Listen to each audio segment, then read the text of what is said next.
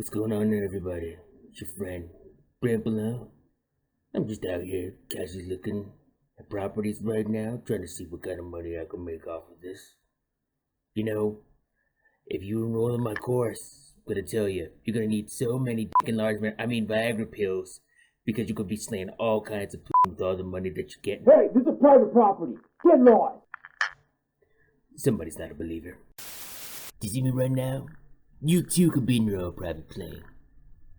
Whew, you feel that turbulence? That's because I don't have any pilots here. I live by my own rules. Sometimes rules are good. This looks like it might kill a few minutes. Hey, welcome back to the show. Sorry for the long hiatus, but it's been a pretty busy time. It's time to give you our unsolicited, unwanted, and unqualified review of The Machine.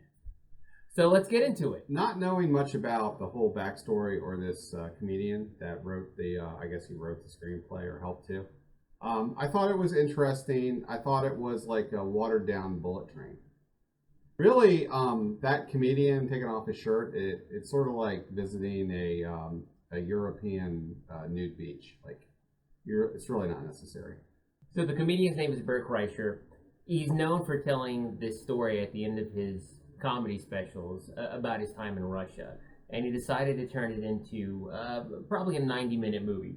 And when you take something that is usually conveyed in a span of 15 minutes and then try to make it 6 or 7 times longer, I feel like you lose a little bit of steam. But for me, I actually enjoyed the movie. Did you? I sure did.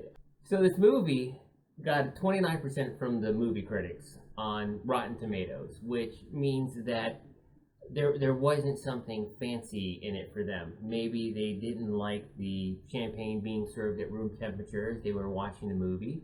Maybe the popcorn was missing one more pump of butter. I'm not really sure, but the audience gave this movie an 87%, which I feel like I'm a part of because I thought it was a great movie. It was a very empty theater.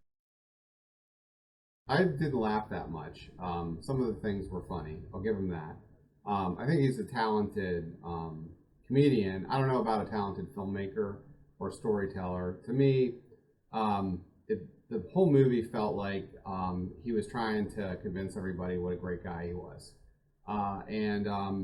Clearly, if this story is somewhat true, he didn't do the right thing a lot of times.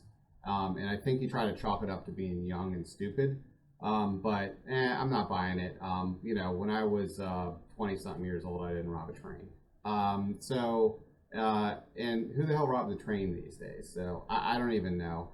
And trying to convince us that the Russian mafia, some of those guys have a heart of gold, didn't buy that either.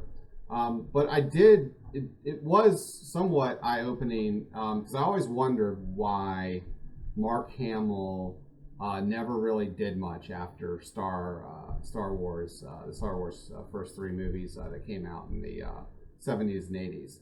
And then I realized how horrible of an actor he was in this movie. So it really did help me understand that. He peaked in the first 3 Star Wars movies that were released. So, unlike TC over here, I thought Mark Hamill was a shining beacon in the movie. I think he looks like 9 miles of bad road, and I think he's been through some tough times, but I felt like this negates his performance from The Last Jedi, and I felt like Mark Hamill took us on a journey that made me realize that he's been underutilized for the past 30 or 40 years. I think he has some comedic value, but I don't think he has any acting value. One of the other things I give this movie credit for is layering. So you have antagonists there, but what they decided to do was add additional antagonists, having each one be significantly worse, so that when you looked at the first antagonist, they didn't seem that bad, and you started to sympathize with them. And I actually appreciate that. Another aspect that I liked about this movie was the hero's journey, where the hero was conflicted.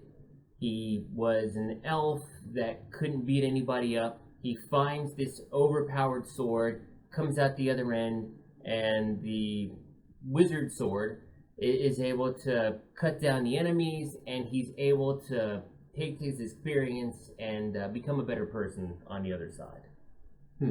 I just think it wasn't good. What the hell did I just watch? What do you think of Bullet Train? Oh, that's an excellent movie.